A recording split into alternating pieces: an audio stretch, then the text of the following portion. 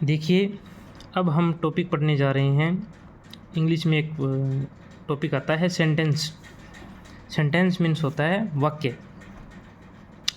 English में इसकी definition क्या होगी? एक ग्रुप ऑफ वर्ड्स यानी शब्दों का एक समूह है विद कंप्लीट मीनिंग, यानी शब्दों का एक ऐसा समूह है जो अपने आप में एक परिपूर्ण अर्थ लिए हुए रहता है, उसे वाक्य कहते हैं। यानी a group of words with complete meaning is called sentence. या अपने यूँ कहें अरेंजमेंट ऑफ वर्ड्स, यानी शब्दों का ऐसा सामंजस्य जो अपने आप में एक परिपूर्ण अर्थ लिए रहता है, उसे सेंटेंस कहते हैं या वाक्य कहते हैं। ठीक है, अब देखिए इसमें अरेंजमेंट का जब नाम आता है तो अरेंजमेंट के बाद आता है स्ट्रक्चर। भी अरेंजमेंट का मतलब हो गया शब्दों को सजाना, तो किस हिसाब से सजाएंगे, यानी स्ट्रक्चर क्या होगी, इसकी बनावट क्या रहेगी। तो बनावट इस हिसाब से रहेगी, पहले आएगा सब्जेक्ट, फिर आएगी वर्ब और फिर आएगा ऑब्जेक्ट। वर्ब भी दो प्रकार की, एक तो हेल्पिंग वर्ब और एक मेन वर्ब। ठीक है, अब आगे चल के अपने देखें काइंड्स ऑफ सेंटेंस, यानी वाक्यों के प्रकार। वाक्यों के प्रकार के बारे में जाने तो वाक्य के प्रकार दो प्रकार के होते हैं। जैसे एक तो होगा स्ट्रक्चर बेस्ड, यानी स्ट्रक्चर तो ये हो गई भी सब्जेक्ट वर्ब और ऑब्जेक्ट के हिसाब से तो तीन प्रकार का हो गया। स्ट्रक्चर बेस्ड तो है तीन प्रकार का, कौन सा? सिंपल, कंपाउंड और कॉम्प्लेक्स। जैसे अपने हिंदी में कहते हैं साधारण और मिश्र और जटिल वाक्य। और फंक्शन यानी यूज के आधार पे, जैसे अपने उपयोग करते हैं या प्रयोग करते हैं, प्रयोग के आधार। फंक्शनल बेस्ड वाक्य कितने प्रकार के होते हैं? तो देखिए, पहला हो गया असर्टिव सेंटेंस यानी साधारण वाक्य। असर्टिव सेंटेंस यानी साधारण वाक्य। ऐसे एक नाम और भी दे सकते हैं अपने डिक्लेरेटिव। डिक्लेरेटिव यानी डिक्लेयर करने वाला जो हो, यानी डिक्लेरेटिव साधारण वाक्य। दूसरा हो गया इंटेरोगेटिव सेंटेंस यानी प्रश्नवाचक वाक्य। तीसरा हो गया इम्पेरेटिव सेंटेंस, ये अपने वर्ब की फर्स्ट फॉर्म से स्टार्ट होने वाले। ऑप्टेटिव सेंटेंस यानी इच्छा बोधक वाक्य, इच्छा सूचक वाक्य जैसे कहेंगे। और पांचवा हो गया एक्सक्लेमेटरी सेंटेंस यानी विस्मयादि बोधक वाक्य। अब इनको आगे चल के इनको देखते हैं अपने पूरा एक्सप्लेनेशन के साथ।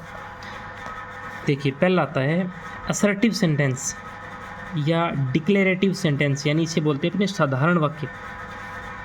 पहला कौन सा हो गया? असर्टिव सेंटेंस या डिक्लेरेटिव सेंटेंस या साधारण वाक्य। इसमें असर्टिव सेंटेंस दो प्रकार का होता है अपने। पहला होता है पॉजिटिव सेंटेंस, पॉजिटिव सेंस में ले। पॉजिटिव सेंटेंस कौन सा होगा? Subject plus helping verb plus main verb और ऑब्जेक्ट। ऐसी स्ट्रक्चर जिसमें दिखाई दे वो होगा अपना पॉजिटिव सेंटेंस। क्या होगा? Positive sentence. देखिए, जैसे Rohan is writing a poem. Rohan subject हो गया, इज क्या होगी? हेल्पिंग वर्ब हो गई, और राइटिंग किससे बना है? राइट प्लस आईएनजी, यानी ये मेन वर्ब क्या है इसमें? राइट, लिखना। Mohan is right a poem. Poem क्या होगी? यानी लिख क्या रहा है, ये ऑब्जेक्ट हो गया। तो ये हो गया अपना पॉजिटिव सेंटेंस। नेगेटिव में देखें अपने असर्टिव का टाइप, तो subject plus helping verb plus note plus main verb plus object. यानी इसमें नया क्या है? ओनली नोट लग जाएगा ये, बाकी सारी चीज़ सेम ही है। यानी हेल्पिंग वर्ब के बाद जब नोट आएगा तो हो गया negative sentence. Rohan is note writing a poem, यानी सेम सेंटेंस है, बस नोट लग गया हेल्पिंग वर्ब के बाद। Rohan is note writing a poem. Sentence कौन सा आएगा? Assertive sentence. एग्जाम में क्वेश्चन किस प्रकार आएगा? जैसे ये क्वेश्चन दे दिया Rohan is note writing a poem, भी ऊपर दिए गए सेंटेंस में कौन सा प्रकार है सेंटेंस का? चार दे देगा, जैसे असर्टिव दे दिया, अपने ऑप्टेटिव दे दिया, इम्पेरेटिव दे दिया या एक्सक्लेमेटरी दे दिया। चार सेंटेंस दे दिया और अपने को क्वेश्चन में पूछ लिया भी कौन सा टाइप का ये सेंटेंस है। तो अपने ध्यान रखना है भी असर्टिव सेंटेंस है, उसमें स्ट्रक्चर क्या रहेगी? मेन असर्टिव सेंटेंस या डिक्लेरेटिव सेंटेंस एक ही नाम है दोनों के, और इनकी स्ट्रक्चर रहेगी सब्जेक्ट प्लस हेल्पिंग वर्ब या हेल्पिंग वर्ब और या हेल्पिंग वर्ब या मैन वर्ब प्लस ऑब्जेक्ट, यानी सब्जेक्ट वर्ब और ऑब्जेक्ट। इस सीरीज में यदि आ रहा है कोई सेंटेंस तो असर्टिव सेंटेंस ही होएगा, यानी सब्जेक्ट वर्ब और ऑब्जेक्ट। ठीक है, अब अपने दूसरे प्रकार पे चलते हैं, इंटेरोगेटिव सेंटेंस यानी प्रश्नवाचक वाक्य। कौन से? Interrogative sentence. ये सबको पता है भाई, क्वेश्चन मार्क दिखाई देगा तो वो कौन सा होएगा? इंटेरोगेटिव सेंटेंस ही होएगा। अब इंटेरोगेटिव सेंटेंस में भी दो प्रकार के, एक तो होता है क्लोज एंडेड और एक होता है ओपन एंडेड। अब अपने क्लोज एंडेड देखते हैं। क्लोज एंडेड का मतलब हो गया भी, क्लोज एंडेड का रिप्लाई आएगा ओनली यस और नो में। ठीक है, जैसे क्लोज एंडेड स्टार्ट होगा हेल्पिंग वर्ब से, स्टार्ट हो जो भी सेंटेंस होगा वो क्लोज एंडेड होगा। ठीक है, हेल्पिंग वर्ब आएगी, उसके बाद सब्जेक्ट, फिर मैन वर्ब और फिर ऑब्जेक्ट और लास्ट में क्वेश्चन मार्क, बस ख़त्म। अगला हो गया अपना ओपन एंडेड।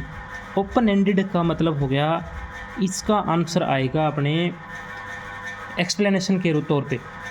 जैसे मैं पूछूं भी,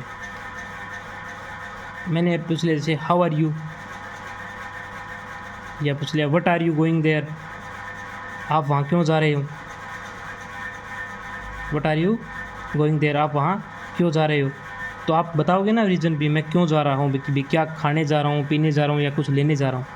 ये तो हो गया एक्सप्लेनेशन के तौर पे। जब आंसर येस और नो में आए,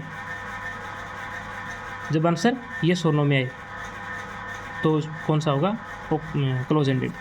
देखिए इसके example, is Ram going there, ये कौन सा है? इज राम गोइंग देयर, यानी इज पहले आया है तो ये कौन सा है? इज क्या है? हेल्पिंग वर्ब या main verb? Is am are, ये क्या होती है? Helping verbs.